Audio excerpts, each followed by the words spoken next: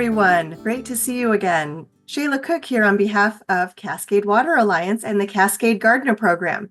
Today we are speaking with Marianne Bintetti on ground covers. Marianne has a degree in horticulture from WSU and is the author of many books. She is also known for her syndicated newspaper column that are still running in both the Tacoma News Tribune and the Daily Olympian, and also her appearances on HGTV.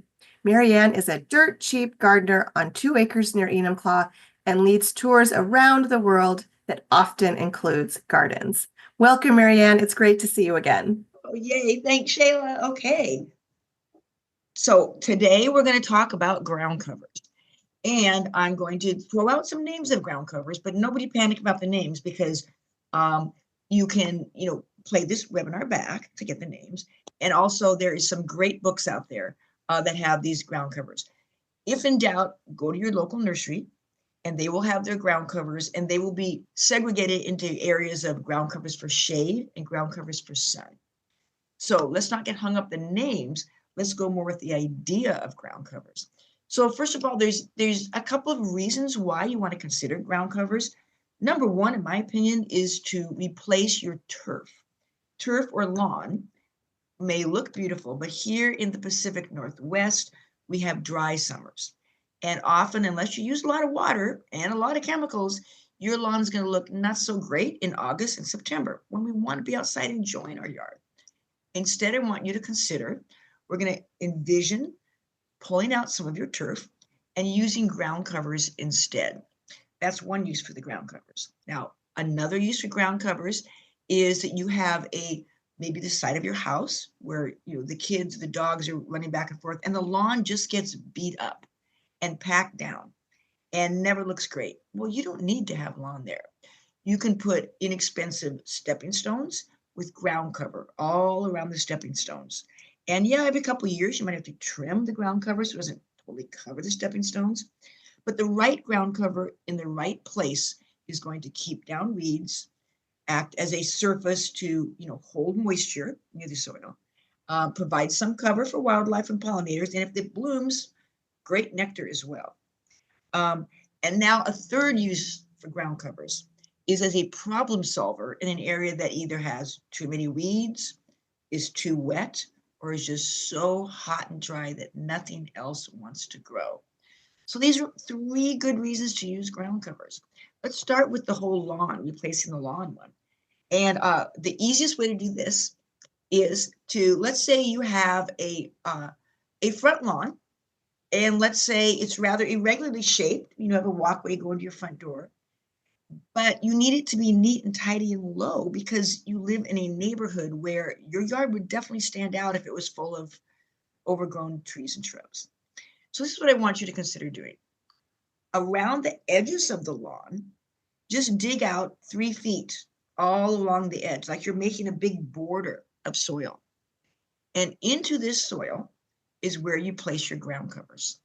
So let's say you're going to use ajuga, which is a lovely ground cover for the shade that also can adapt to sun. And ajuga comes in many varieties. Mix those varieties. And I love the idea of mixing different ground covers together, like a crazy quilt look. But maybe you need neat and tidy to start out with in the front yard. So you're using ajuga all around this 3-foot band around your lawn. So when it comes to ground covers, the first year they kind of sleep. Second year, they'll creep. And the third year, they are leaping right out of their space. And this is good. Because by the third year, you are removing more lawn as the ground cover starts creeping into the space that was originally your lawn. So now the lawn every year is shrinking because every year you're taking out more turf. And every year the ground covers are growing until they're going to meet together. And you will have, instead of a lawn, a beautiful sea of beautiful blooming blue ajuga in the spring, which is evergreen. And you never will need to worry about, fertilizing and pest control or anything with the right ground cover in the right place. Now, again, finding out which ground cover is going to do well in what particular spaces is the challenge. But the good news, ground covers are dirt cheap. And as Shayla knows, I love dirt cheap. So when you go to the nursery and you look at the ground cover section and you see a little 4-inch plastic pot. I mean, it costs less than a latte to get yourself a nice little ground cover plant. Usually you can take that home and divide it up. And then you space these little ground cover plants 6 to 8 inches apart. Depending on your soil, you may want to work in some compost if your soil is really, really dry. Water those ground covers in, and then you can mulch with, bark dust, wood chips, just to keep any weeds from sprouting while you're waiting for the ground covers to knit together. So that's going to get you started. Now, let's say you have a sunny front yard and you're like, well, I need something that I don't want to water, because that is the whole goal of getting rid of a lot of turf, is that turf has a drinking problem, quite frankly, and we do not want to be supporting that drinking problem. So what you'd want to do is loosen the soil. This is a really key point. When you're planting a new plant, not just ground covers, but especially plants with shallow roots, loosen up the soil. It's good exercise. And then say, oh, I have a bad back. Okay, get down on your hands and knees and use a little claw thing and loosen that soil up. I don't recommend you turn the soil. When you turn the soil, which used to be called double digging, which was a big thing back with the English gardeners, you're kind of disturbing the soil profile that has all those little millions of living critters in the soil. By just loosening the soil, you're adding air, and you're making it so that when you add these new little ground cover starts, their roots don't have to struggle to spread out and make that knitted weed blocking area. So back to the fact that it's a hot area. The soil is now loosened. I would choose a mix of sedums and succulents. For our climate, the sedum called Sedum angelina, which is kind of looks like a burro's tail, little tiny leaves, and it's golden, lovely looking. Mix that with, maybe some low-growing saxifrage. Well, saxifrage would be more for the shade. The low-growing Sedum autumn joy, which will then make these big bushes that will bloom, which is quite lovely. Any of the other low-growing sedums that are winter hardy. Of course, if you use sedums and succulents in a sunny area, it has to be an area that drains in the winter, so it's not in standing water all winter long. So check that, especially if you have clay soil. You might want to raise the level of the soil so that that gets good drainage. So now you have these sun-loving sedums and succulents. And what do you do with all the leftover space? Well, this is where rocks come in. I love a good boulder. You can't kill a good rock. And position your boulders. If you're dirt cheap like I am, you'll look in your own property for some buried boulders or even rocks the size of your fist. And you want to position them in little community groups or families. A big old daddy boulder, a mama boulder, and a bunch of little baby boulders around it. And then the ground covers will flow around these big boulder establishments here. And this kind of gives you almost like a desert look to it. You can add some spiky plants like yuccas, because there are yuccas, which are very spiky, will survive the winters here in Western Washington as long as they have good drainage. I use my yuccas in containers because they can sit out in a pot all winter long. And if you take like a turquoise blue ceramic pot and you put a yucca filamentosa in it, which is a yucca plant that's got a little bit of blue on the leaves, so you have this spiky plant coming out of this beautiful blue pot, and you use that as a focal point in your ground cover garden that's in the sun, you will never have to worry about things dying from lack of water. You'll have a very interesting landscape. So more ground covers that solve problems is, let's say that you have an area that you just cannot get rid of the weeds. And you're like, nothing will grow underneath these cedar trees except for blackberry bushes. What I want you to consider is using some ground covers that are very, very dry shade. One of the best is comfrey. And comfrey, which is really big in the news right now because it has a lot of medicinal purposes. Comfrey is called a perennial herb. An herb is just a plant that people use with medicinal use. Do not make a comfrey tea and drink it. I've seen that online, and that's a bad thing to do.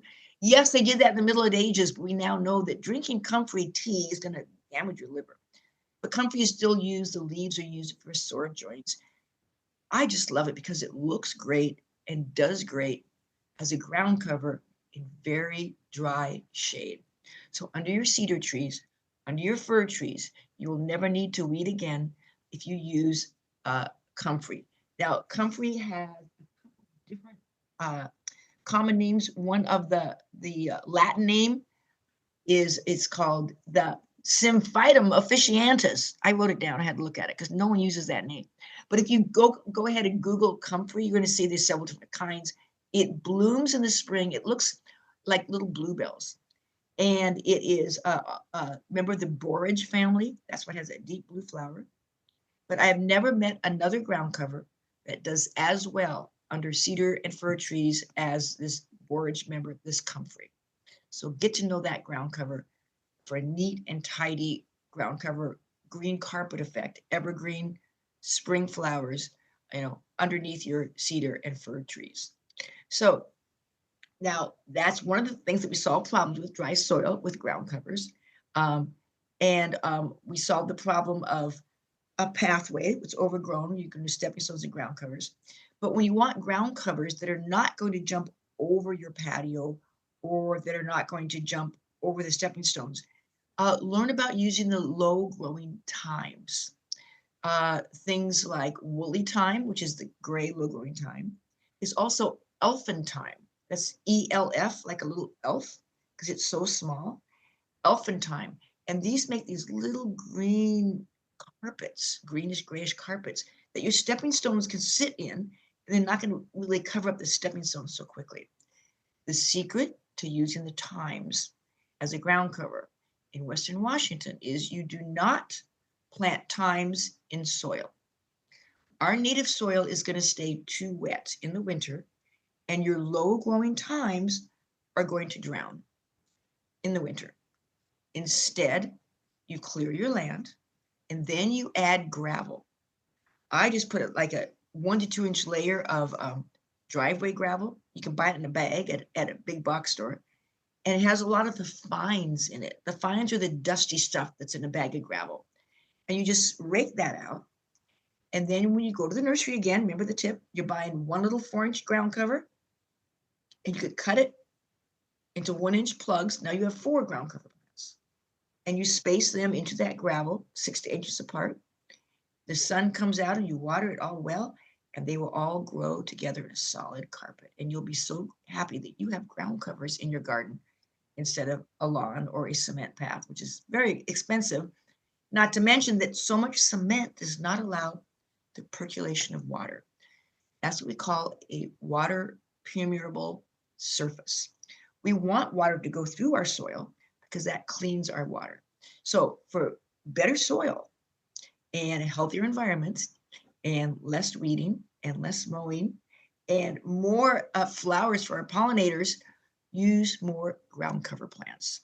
And I think you're going to be delighted how your garden looks when you transition to covering the ground with plants, because after all, isn't that the way Mother Nature intended it?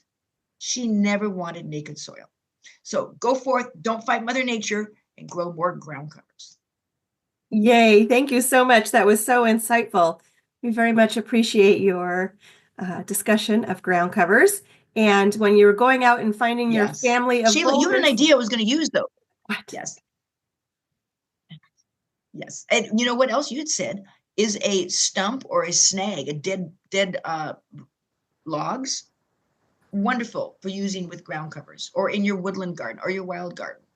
And I mean, just the fun of going and finding things in nature that you can drag home and use in your garden is a great way to use plants and found objects. So yes, and when you find your plants, you can, or your boulders for your family, your mama and babies and daddy, you can paint them while you're waiting for your ground covers to my gosh, consume them. And you can we've done ladybugs and sunflowers, and they just make a really fun. If you have little people in your life, painting rocks is so much fun. So anyways, happy gardening. Great to see you again. And until next time.